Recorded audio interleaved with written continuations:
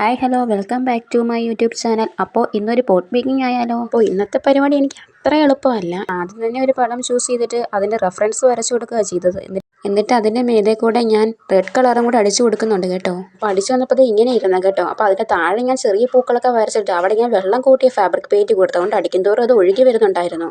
ഞാനത്ര വലിയ ചിത്രകാരിയൊന്നുമല്ല, അതുകൊണ്ട് നിങ്ങൾ അത്രയ്ക്കുള്ള ക്വാളിറ്റിയൊക്കെ പ്രതീക്ഷിക്കാവുള്ളൂ കേട്ടോ. പണ്ട് മുതലേ അങ്ങനെ ഞാൻ ഏത് പടം വരയ്ക്കാൻ ഉദ്ദേശിച്ചാലും അതിന് ആദ്യം അടിക്കുന്ന കളർ റെഡ് കളർ ആയിരിക്കും കേട്ടോ. കാരണം എനിക്ക് റെഡ് കളർ അത്രയ്ക്ക് ഇഷ്ടമാണ്. അപ്പോൾ അതൊക്കെ ഏകദേശം പൂർത്തിയാകാറായി. ഇനി പൂവിൻ്റെ എൻട്രൻസിൽ നമുക്കൊരു മഞ്ഞ കളറും കൂടെ കൊടുത്താലോ?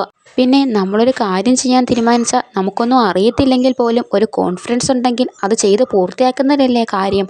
അതുകൊണ്ട് ഞാൻ ആ കോൺഫിഡൻസിൻ്റെ പുറത്ത് പെയിൻറ്റിങ് അറിയത്തില്ലെങ്കിൽ പോലും പെയിൻറ്റിങ് ചെയ്യാൻ തീരുമാനിച്ചു. നടുക്കത്തെ എൻട്രൻസും കൂടെ മഞ്ഞ കളർ കൊടുത്തിട്ടുണ്ടായിരുന്നേ. അതിനുശേഷം തണ്ടിന് ഞാൻ പച്ച കളർ കൊടുത്തു.